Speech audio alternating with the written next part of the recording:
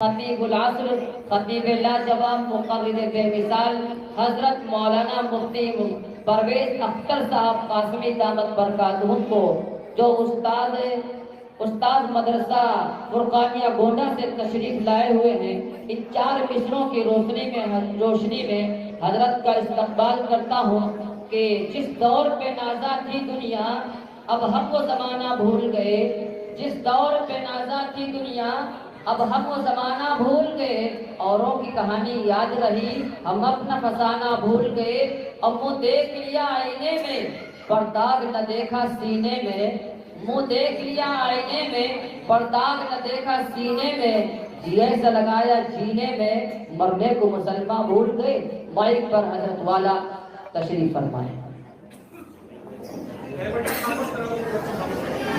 یہ تو بدر کی بات ہے، آپ اشارہ کیجئے اگر برق الغماد تک جانا پڑے تو گھوڑوں کی پیٹھوں پر سوار ہوں گے اور وہاں تک جائیں گے، یا تو ماریں گے یا مر جائیں گے۔ وہ نوجوانوں کا جوش تھا، جنون تھا، جذبہ تھا کہ 313 نے قیامت تک کے لیے کفر کی کمر توڑ دی۔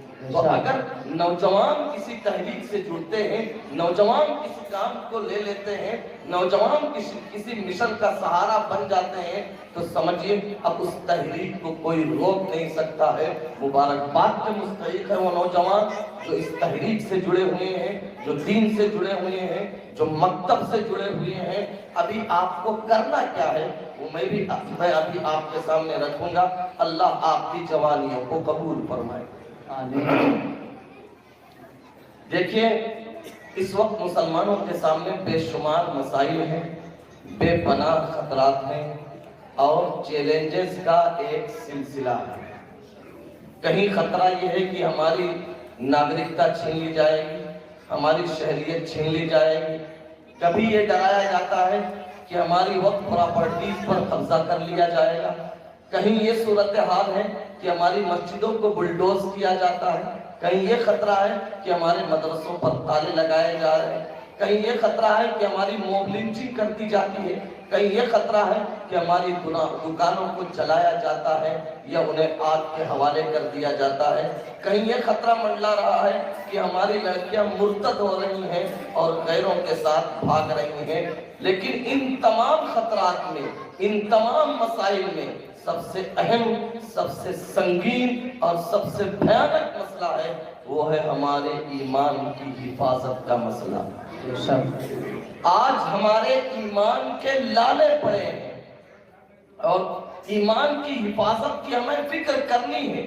یہ فکر صرف ہم نے ہی نہیں کی، ہم سے بیشتر جو انبیاء گزرے ہیں، پاک اور مقدس ترین شخصیات گزری ہیں، انہوں نے بھی اپنے ایمان کی، اپنے اولاد کے ایمان کی فکر کی ہے۔ چنانچہ حضرت ابراہیم کی زندگی پڑھیے، ان کو ابو الانبیاء کہا جاتا ہے، توحید کا بانی کہا جاتا ہے، قیامت تک اسی کا ایمان معتبر ہوگا جو ملت ابراہیمی پر ہوگا۔ حضرت ابراہیم نے اللہ سے کہا تھا وَجُنُبْنِي وَبَنِيَّ أَن نَعْبُدَ الْأَصْنَامَ، اے اللہ مجھے بھی، میری اولاد کو بھی، میری نسلوں کو بھی شرک سے بچا لینا، بت پرستی سے بچا لینا، اللہ کی ہم نہ مانے، ایسے حالات ہمارے اوپر کبھی نہیں آنے چاہیے۔ حضرت ابراہیم کی ہی نسل میں پیدا ہوئے حضرت یعقوب علیہ السلام، حضرت یعقوب کو آپ معلوم ہونا چاہیے، حضرت یعقوب وہ پیغمبر ہیں جن کے بیٹوں سے پھر بنی اسرائیل کا سلسلہ چلتا ہے۔ ہزاروں انبیاء ان کی اولاد میں آئے ہیں، ان کی زندگی میں یوسف ان کے بیٹے نبی ہیں، ان کے ابا حضرت اسحاق نبی ہیں، ان کے دادا حضرت ابراہیم ابو الانبیاء ہیں۔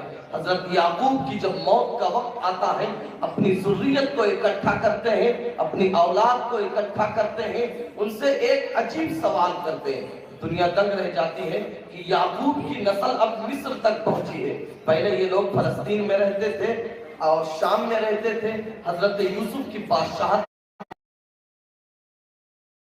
میں مکتب ہونا چاہیے، محلے کا ہر بچہ مکتب میں تعلیم حاصل کرے، اسکول جو جاتا ہے وہ بھی، مکتب والوں کو بھی چاہیے کہ ہم اپنے گھنٹے اس طرح سے بنائیں کہ آپ ظہر سے پہلے 1 گھنٹہ دیں، عصر بعد دیں، مغرب کے بعد دیں، فجر بعد رکھ سکتے ہیں کہ جو جس جس کو جس وقت فرصت ہو وہ آئے، لیکن قرآن کے بغیر کوئی نہ رہے۔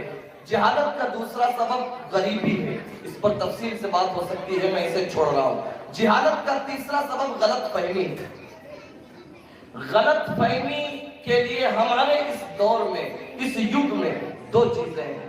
نمبر ایک میڈیا، سوشل میڈیا ہو، الیکٹرانک میڈیا ہو، پرنٹ میڈیا ہو، اور سوشل میڈیا کا کوئی بھی پلیٹ فارم ہو، یہاں جو مسلمانوں کی تصویر پیش کی گئی، مسلمانوں کا مطلب جو بد اخلاق ہو، مسلمانوں کا مطلب جو جھوٹ بولتا ہو، مسلمانوں کا مطلب جس کے ہاتھ میں تلواریں ہوں، مسلمانوں کا مطلب جو خون کا پیاسا ہو، مسلمانوں کا مطلب جو کہیں تمہیں مار سکتا ہے، مسلمانوں کا مطلب جو لوٹ سکتا ہے، مسلمانوں کا مطلب جس پر بھروسہ نہ کیا جائے، یہ سوشل میڈیا نے ہماری تصویر باہر پیش کی۔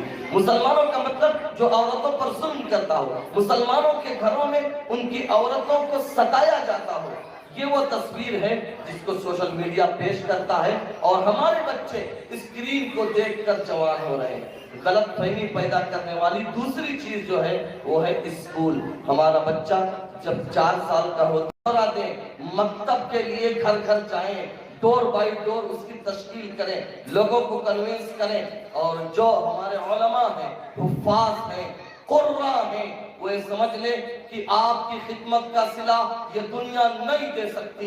اگر پوری دنیا ایک پلے میں رکھ دیا جائے، آپ کو ایک پلے میں رکھ دیا جائے، تو آپ جھک جائیں گے، وہ دنیا اٹھ جائے گی۔ یہ دنیا آپ کی قیمت ادا نہیں کر سکتی۔ آپ یہ سوچ لیں کہ مجھے کل حشر میں اپنے نبی کے سامنے کھڑے ہونا ہے۔ اگر نبی نے پوچھ لیا کہ دین مٹ رہا تھا، تہذیبوں کا خاتمہ ہو رہا تھا، اسلام سے لوگ مرتد ہو رہے تھے، تم نے اپنی صلاحیتیں کیوں نہیں لگائی، تو ہمارا جواب کیا ہوگا؟ تو چھوٹے بچوں کا بھی مکتب ہو، تعلیم بالغان کا بھی ہو۔ صحابہ میں سے اکثریت وہ ہے جنہوں نے قرآن کو 40 سال کے بعد سیکھا ہے۔ اس لیے جن کا قرآن صحیح نہیں ہے، جن کی اردو صحیح نہیں ہے، جنہیں حدیثیں یاد نہیں ہے، جنہیں نماز نہیں آتی، ان کا یہ فرض بنتا ہے کہ اپنے امام صاحب سے کہیں کہ ہم بھی پڑھیں گے۔ پڑھنے کی کوئی عمر نہیں ہوتی ہے، امام صاحب کے اکرام کے ساتھ، اور امام صاحب کو بھی چاہیے کہ تعلیم بالغان کا انتظام کریں۔ کتنے لوگ ایسے ہیں 60 سال سے نماز پڑھ رہے ہیں، لیکن خدا کی قسم انہیں سورہ فاتحہ یاد نہیں ہے۔ بتاؤ اس عبدال کا کیا ہوگا؟ ملک والے اس لیے مارتے ہیں کہ یہ مسلمان ہے، اللہ اس لیے کاٹے گا کہ اس کے پاس کوئی ایمان ہی نہیں تھا۔ اس لیے سوچنے اور فکر کرنے کی ضرورت ہے۔ اللہ آپ کے آنے کو، بیٹھنے کو، بچوں کی محنتوں کو، اساتذہ کی محنتوں کو، تمام کی کوششوں کو قبول فرمائے۔ وما علینا الا البلاغ۔